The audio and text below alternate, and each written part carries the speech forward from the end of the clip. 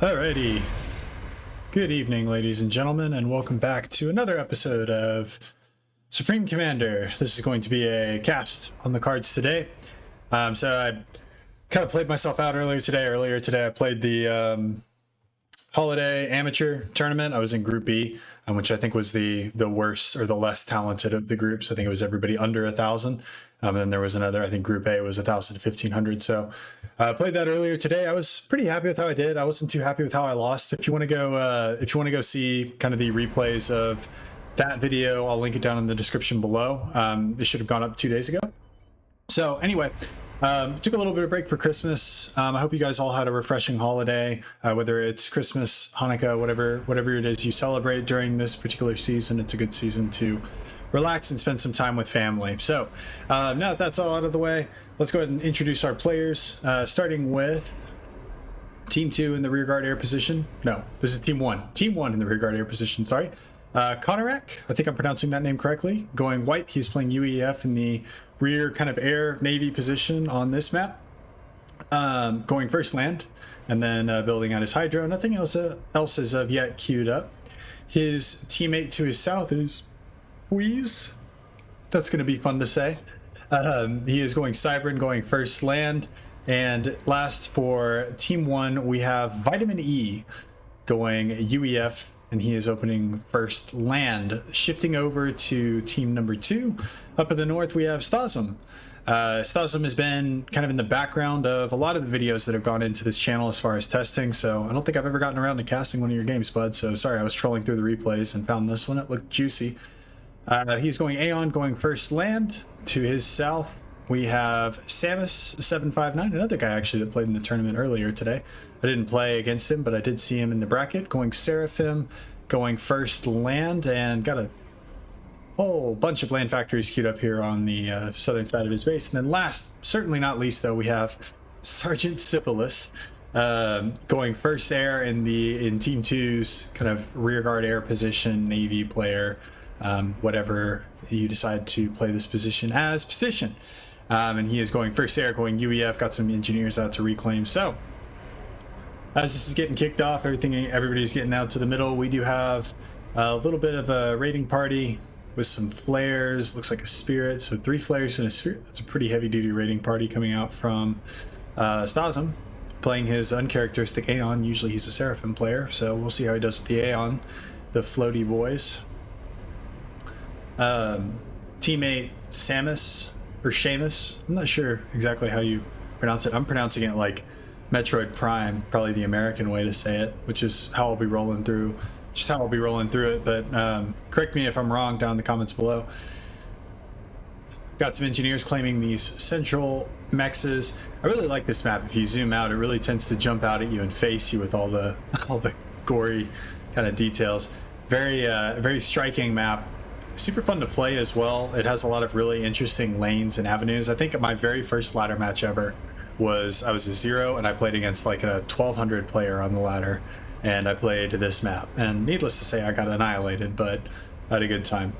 But I do like the way that there are lots of different ways that you can attack on this map. Navy is a pretty viable option. Air is of course powerful. Land is good for controlling the center. So lots of good options open to the teams. If you go Navy though, you do get some pretty good control of the starting bases of your opponents, especially because we have UEF up here for Konarak, and actually UEF down here for Sergeant. We'll call him Sarge because I'm not going to keep saying that name. We'll call him Sarge down there. So both have the ability to use governors. See our first kind of raiding attempts coming in from Puis. Up here on the north, we've got 2 hunters and a mole. So pretty heavy raiding parties coming out from both teams. And these flares and an Aurora actually might run into Puis' secondary raiding party here. Looks like they will cross paths. Should be able to clean that up in short order. Bombs dropping somewhere. Trying to see where the bombs are dropping. Ah, here we go. I have Konarak doing a Scorcher run over the top of Stasm's base. T1 power generators as well as engineers are under threat. Matter of fact, Bags one there that was on a little bit of a reclaim duty. Probably be circling around to take out this guy too. Is he gonna get the engine? Nope, not gonna. Just gonna take out the power grid instead. Probably equally damaging. That's three T1 power generators, and Stas looks like, well, he doesn't have a whole lot of production going on right now, so he'll probably be okay until he can get these other power generators up.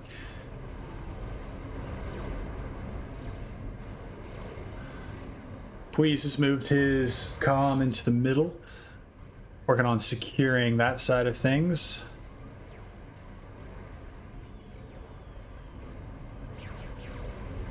Still have Stasm's raiding party in here. That's not going to last very long against the comm.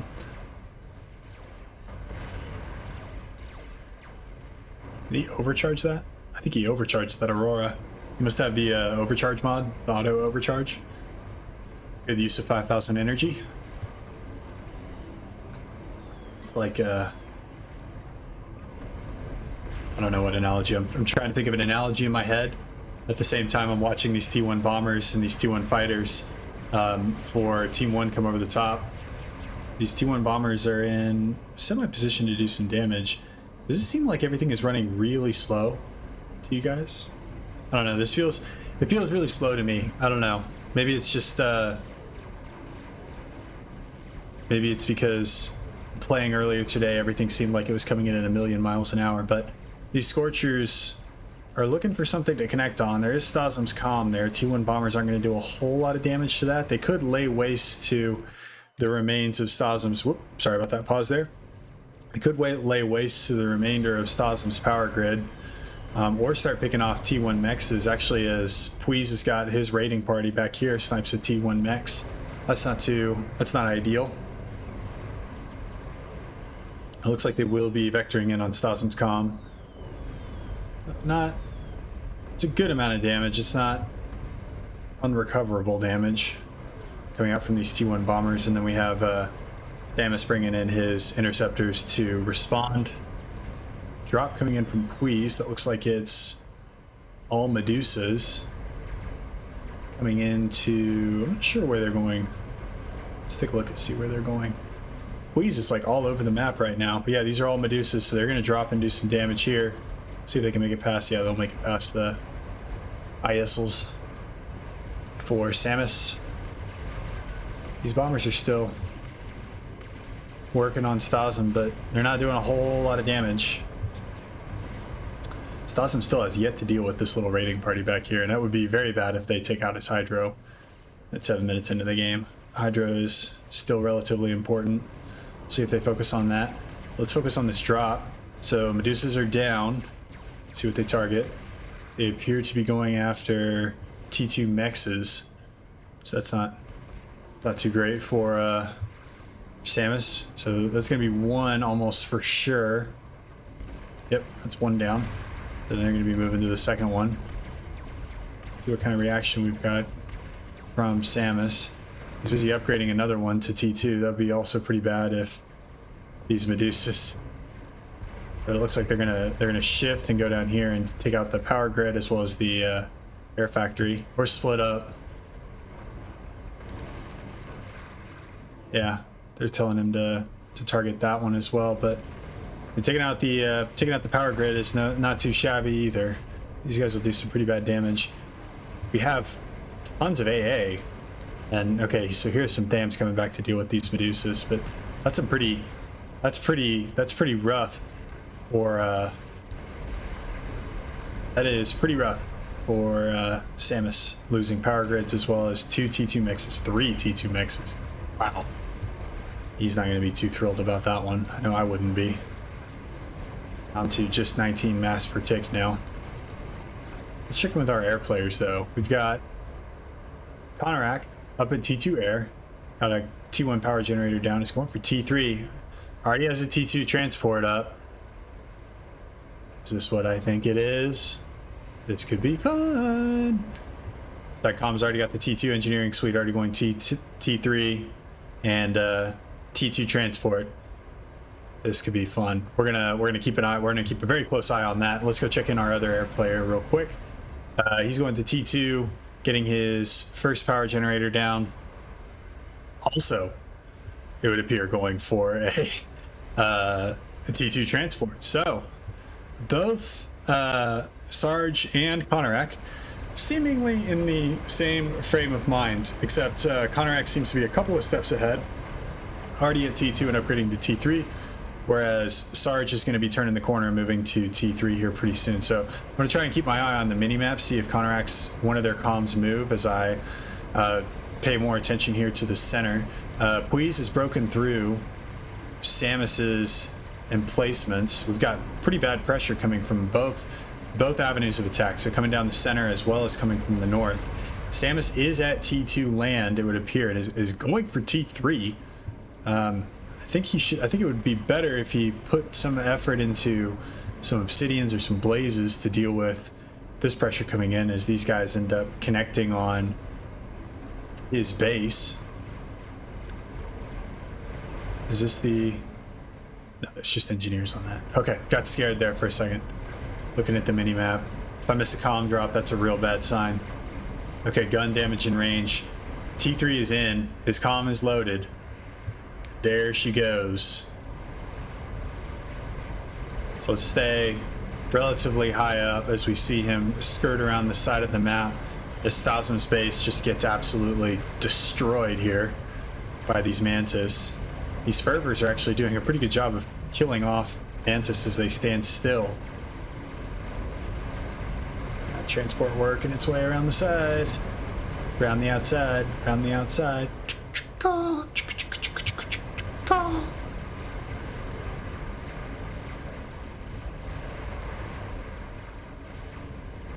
Alright, and that T3 upgrade is basically a standstill, being up to 34%.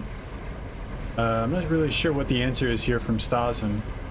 I guess it's move your comm back and sacrifice the middle, give Seamus or Samus this side of the house. I don't know. Either way, if he can get his base under control, that's going to be a good amount of reclaim there for him to recover, as long as he can kind of borrow some power from some other people.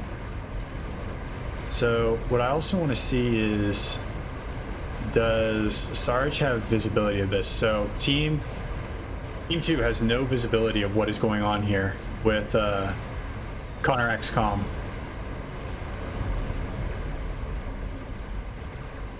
T2 Mass Extractor potentially going down there for Stasm.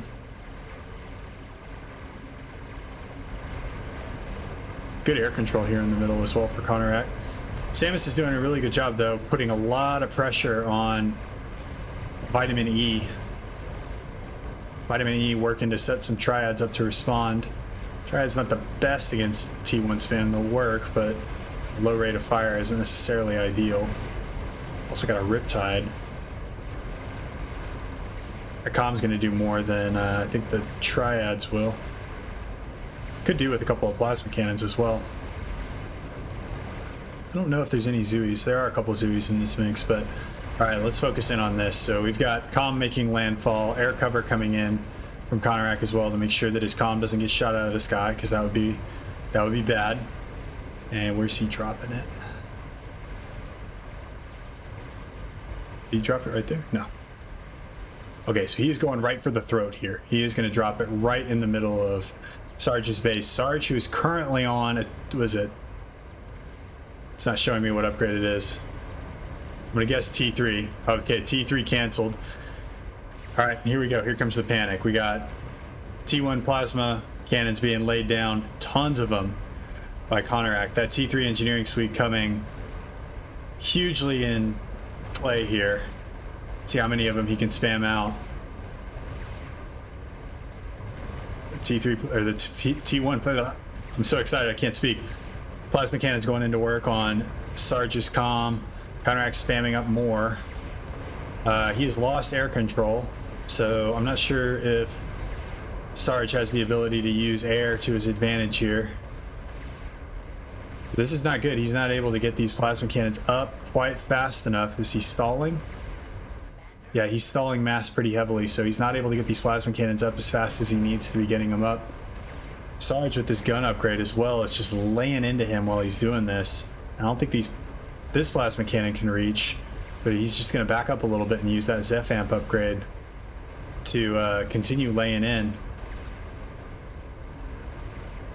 Oh boy. I don't think that you can run from this. I think you have to commit. He's overcharging into these plasma cannons, doing everything he can to keep a hold of his base. But yeah, I don't think he's going to be able to... Oof. Yeah, he needs to just focus on his comm. Focus on his comm. He's got a stinger coming in as well. He does have flak, so that's not going to survive very long, but it will give him a little bit of an extra bump. He's overcharging into him. I apologize for just ignoring everything else that is happening on the map right now, but this seems to be the most important part. The Sarge has got to close. He cannot let this go unanswered. If Konorak gets time to just set up in his base, that's going to be real bad. Triad's now going down. These Triads will put the hurt on Sarge's comm. Each hit taking away a couple of hundred HP. Second one goes online, third one on the way. Now he's really cranking these out. He must have shut down some of his production at home. I don't think he's stalling mass anymore, but he is dipping dangerously low here. Sarge has got about 2,000 hit points on him. And this is, I think he's going to go for, I think he's going to take him with him. So these guys are going to hug it out all the way to the end, both of which, if the other dies, they're going to be dead. And boom. So both air players die in a loving embrace. Go to hell with me. Alrighty. So there we go. Now let's check back in with what's been going on in the middle. While we spent a while zoomed in on that particular engagement, which is always fun. I love to see a good comm drop. Love to see a good comm drop. But we've got Samus engaging Puiz's army in the middle. Stasm seems to have cleaned up his base to a good extent. Still working on that T3 land upgrade. I don't know if this is paused. No, it is definitely not paused. I think he's trying to do everything at the same time. So he's got T2 mass extractors down. Could do with grabbing all this reclaim that's around his base. Let's see exactly how much that is. Alright, so a few hundred. I mean, hey, a few hundred reclaim is better than a sharp stick in the eye, as my dad always says. He didn't say that about Supreme Commander, he just says that about everything. Anything is better than a sharp stick in the eye.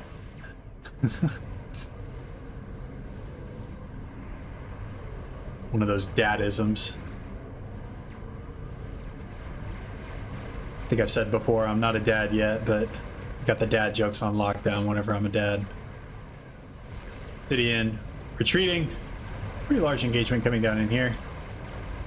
Puiz mopping up the remains of Samus's forces, and we do have a transport ship out from Puiz. A couple of, looks like T2 engineers on board to reclaim Konorak's old base, as well as potentially rebuild here. Capture a lot of these mexes. We're not seeing a similar move from Team 2, which is a little bit concerning, but we'll see how it all plays out. Stasm going for a shield upgrade on his comm right now. I think whenever I switched back to the observer mode, I don't think it kept my ability to see what upgrades were coming in from the comms.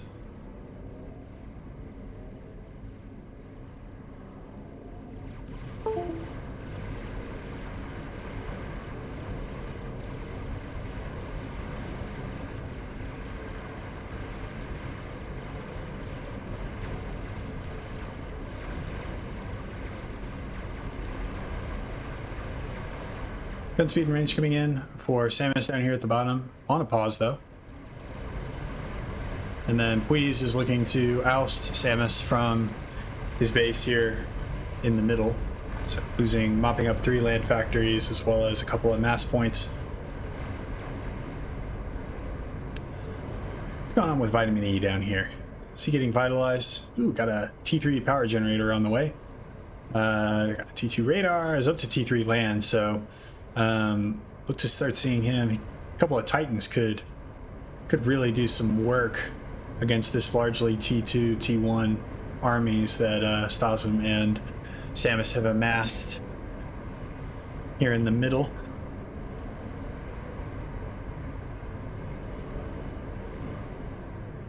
And just like we said, We've got we setting up shop here. Series of engineers, undoubtedly on a reclaim mission. Nope, just a rally point. I'm sure they'll be used for reclaim here eventually.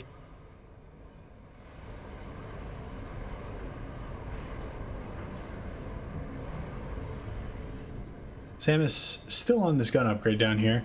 I think it's whenever I switch to a particular person's view and then switch back to look at that person, it doesn't show their upgrades that they had in progress anymore. So that's probably what's going on, but no use crying over spilled milk. Samus has now airdropped a series of engineers down here at the bottom. No build orders as of yet, just look to be on a reclaim mission. We can talk a little bit about eco.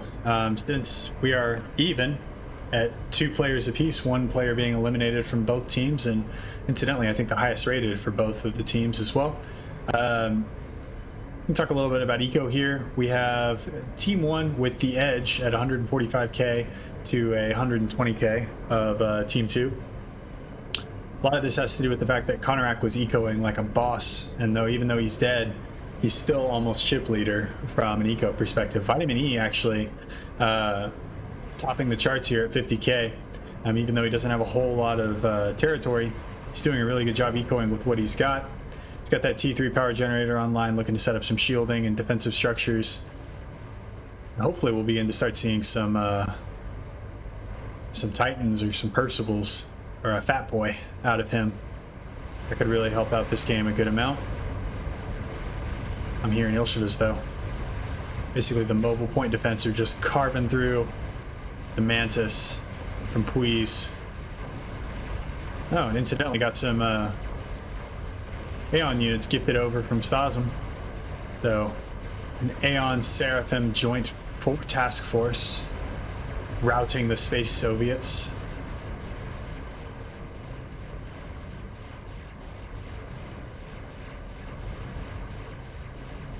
Dealing with these rhinos. Also got hoplites back here as well. Hoplites are so good at dealing with Ilshivas just because, well, as long as you keep them a long way away. If you drop them toe-to-toe like that, they don't really do super well, but if you keep them far away, they'd be fantastic. I think Wheeze has decided to make his stand here. Rhinos and hoplites mop up the last of the Ilshivas and rout the remaining Aeon forces in this coalition. And now it is Samus's turn to turn tail. Oh, look, proxy base up here from Stasm. Looking to put some pressure and not allow for Wheeze to have this area uncontested, even though the reclaim is largely gone. It definitely still worthwhile to take, as there's 4, 8, 9, 10, 11 mass extractors on these islands. It's a very mass rich point. Riptides are also pushing in, so we've got a series of the Yitzya. I'm not really sure how you pronounce that particular one. I don't know who, I wonder who set up the Seraphim language, or if it's based off of an American language of any sort, because it seems like it is based off of a actual linguistic structure. Not that I would know. I know nothing about languages, but it seems like it's based off of some kind of foreign language that is not English that I'm not familiar with. So you guys know, you know where to put it. But these Auroras and Fervors are going to trade a disproportionately large amount of mass to this PD, but ultimately they will be able to push in. Another PD back here. Stasm should have access though to overcharge and be able to deal with these in short order.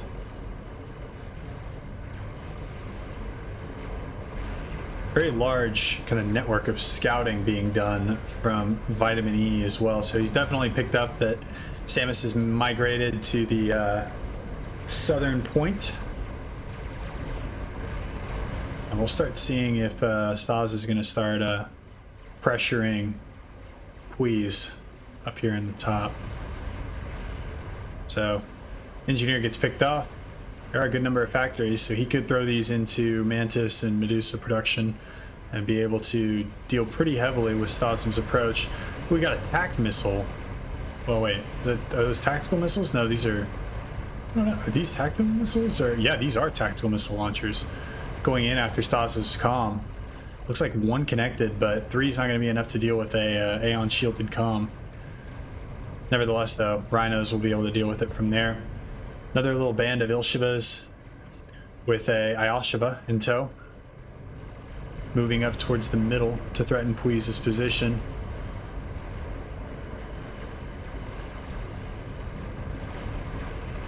Vitamin E's still been very quiet outside of just scouting and ecoing and turtling. Would do well to help out his team a little bit, build some things I think other than Riptides would be probably the best thing to do, but these guys are probably on comms. These guys have probably some other plan that is well and truly beyond my level of comprehension, which wouldn't be the first time, nor will it be the last. Rhinos get dealt with in the middle. These Ilshivas really just have a clean cut straight into Puiz's base. Puiz, who is up to T3 land and is not producing any T3 land as of yet, but I can see at least. Still electing to go for T2. He's got a brick on the way out. Could do with upgrading, I think, some of these mass extractors to T3. Stasm's been defeated by Control K. That must have been a tactical missile snipe. Oh.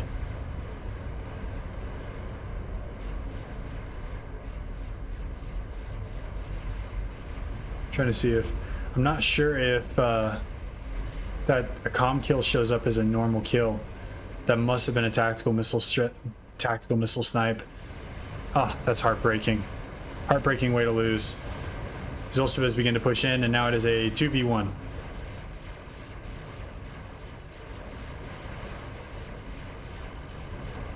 Cerberus turrets, though, will be able to mop up the Ilshivas as strong as they are. They're not that quite that strong. So let's see what's on the cards for Samus. So Samus is upgrading mexes to T3. So looking to buckle down. He is not chip leader from a mass perspective. He does have control of this island. Unfortunately, with Stasm's ejection from the game due to terminal tactical missile attack, they've lost control of that island, but there is a push coming in here from Samus against Vitamin E. Vitamin E with a lot of Riptides. Samus with that comm, nano repair, and gun upgrade on that comm, so that's a chunky boy. He could do with some overcharges, though, to deal with these Riptides. As chunky as that comm is, I don't know if he can deal with this many Riptides on his own. He does have Ilshiva support, though, so that is something.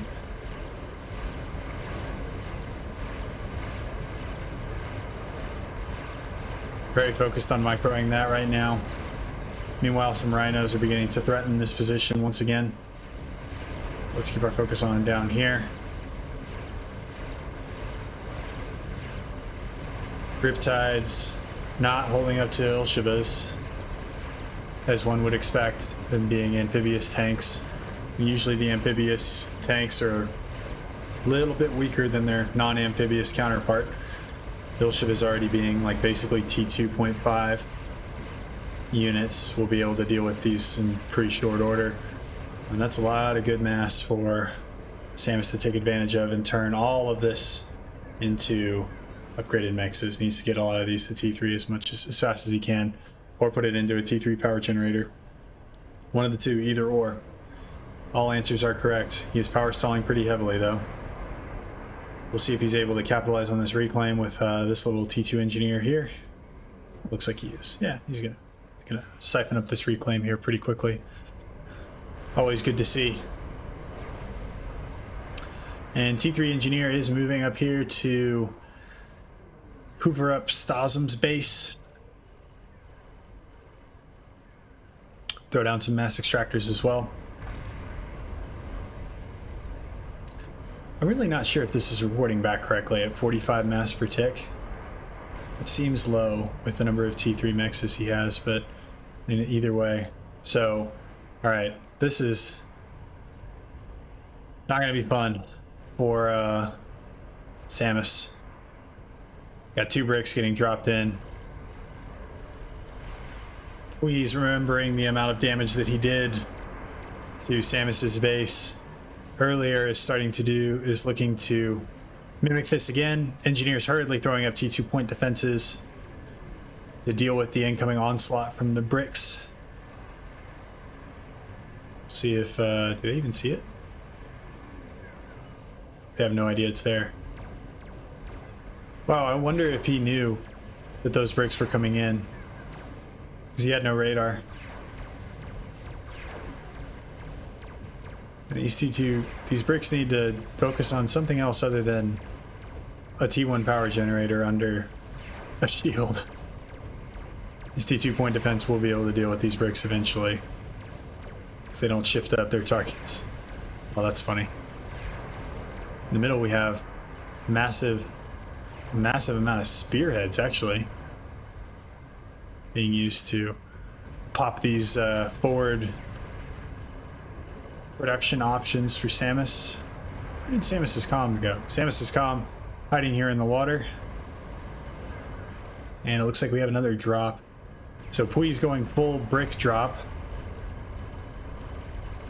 Just going to be a supremely irritating person to play against with the amount of bricks that he's dropping. So we're going for an Athada chicken on the way for Samus. Do you have the mass to support that? Sort of. He has the mass to support that. But he's going all in on this bad boy. And I think that that might be... If he can get that up, might be what he needs to be able to force down this position from Vitamin E and level this ball game up.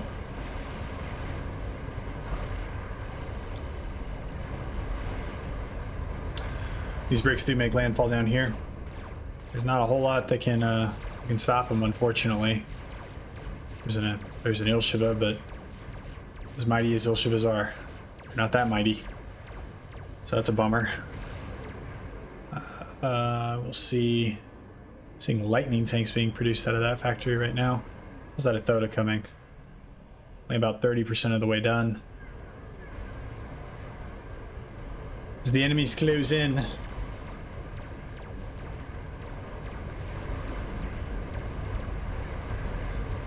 As the enemies close in and it gets dark.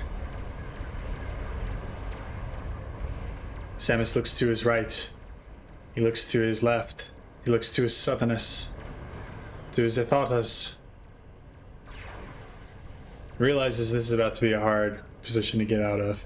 Especially if these rhinos and a hoplite make it out the back and start taking out mass options. He is stalling pretty heavily right now. Still building T2 power generators. Ideally you'd be building T3. I guess he was power stalled. So now he's not mass stalling? Okay, now he is mass stalling.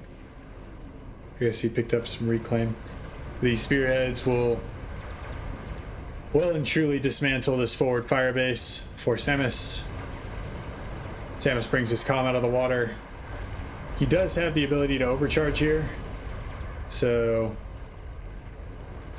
theoretically he could do a pretty good job of fighting back. The Southerners are firing at the bricks, not actually at the spearheads. We do have sniper bots in play though. These guys will do some work. I do like how it says transportable as like an attribute. I guess that's true though, not everything is transportable, but it seems like a weird thing to include as an attribute. And that Athota. About halfway done. Halfway there. Living on a prayer.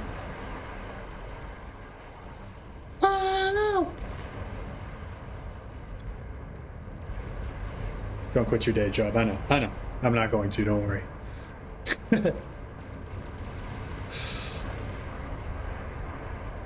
So, spearheads end up getting routed by the sniper bots as well as Suffinus. And, well, maybe not routed, but just move away a little bit. Samus is consolidating his units into kind of a tighter ball around his base. We'll bump the speed up just a touch.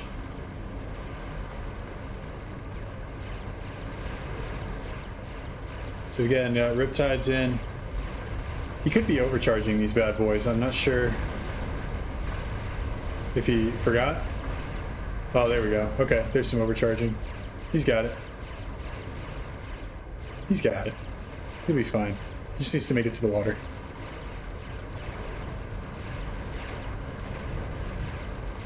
Ideally, he brings in some of these sniper bots to take out. Oh, he's starting to get tangled. And I think that is going to be it for this game. Good game, well played, guys. Crazy stuff. Comm drops. Tactical missile snipes. It's the kind of thing that you get whenever you cast or watch any game that is not pro level. So I will continue bringing these mid-level casts because I like watching them. And I'll watch them and add my commentary to them so that you guys can hopefully enjoy watching them that much more. Anyways, thank you guys so much for watching. And I will see you guys in the next one. Peace.